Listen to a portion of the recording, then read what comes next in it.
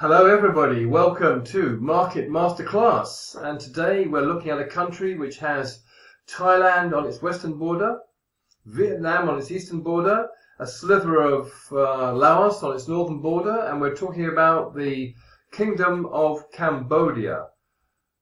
It became a kingdom in 1953 when it was handed back to the Cambodians by the French.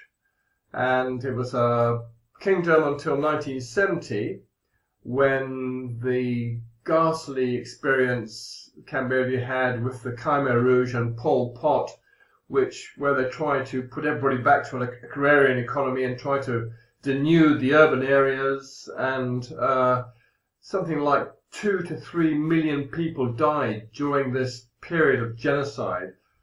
Finally, in 1975, they got ousted, so they were there for 5 years, and as I say, between 2 to 3 million people died during that Holocaust with the Khmer Rouge. But what's happened since then, as a result of that ghastly period, foreign aid and support from the countries surrounding Cambodia has been absolutely massive and extremely supportive. And since 1993, there's been an estimated $10 billion worth of foreign aid poured into the country. So now the country the exports are made up, 80% are made up of textiles. Textiles and tourism is the other major industry in the country. The main occupation of the locals, 80% of the local population is in subsistence agriculture, but 41% of the GDP is made up of service industries. Agriculture makes up 35%, and this is the main importance for exports. Clothing is, as I say, 80% of exports are clothing and garments. A little bit of timber, rubber, rice, fish, tobacco, and a little bit of footwear. Interesting enough, 33% of the exports go to the USA.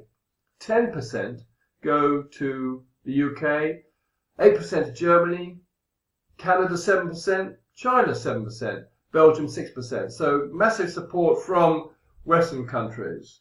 On the import side, supported very much by the local countries.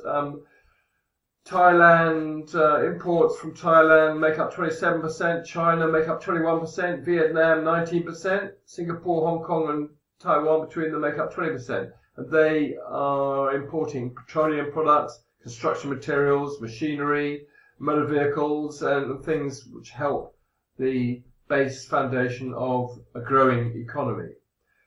On the tourism side, you've got the massive area of the Angkor Wat Hindu temple near Siem Reap. You've got the international airports in Siem Reap and Phnom Penh, which bring in a lot of the tourists. Funny enough, you've got another type of tourism on the Thai border. The Thais in Thailand, gambling is prohibited, so Thais pour across the border into Cambodia, where various casinos are just inside the Cambodian border, and that is another source of foreign revenue for the country. So that's a pretty interesting overall look at the Cambodian economy. Since 2009, by the way, property has been allowed to be owned by foreigners, and Malaysians and Singapores and Thais and other nationalities are buying property in the country. So that's another help to the growing economy, which has grown, by the way, up to 6 to 7% annually for the last few years. Having had, in 1994, it had 26% inflation in the country, which was zipped down in 1995 to 6%, and in 2015 was about 4%. So a growth rate of 6 to 7% per annum currently is a mighty speed for Southeast Asia, but they're coming from a very low base. But good luck to them. And that's an overall look at the Kingdom of Cambodia, with an overall population of 16 million people. Good luck to Cambodia. They're coming up. They're looking good. Hope you enjoyed that, find that interesting and useful. See you next time. Bye for now.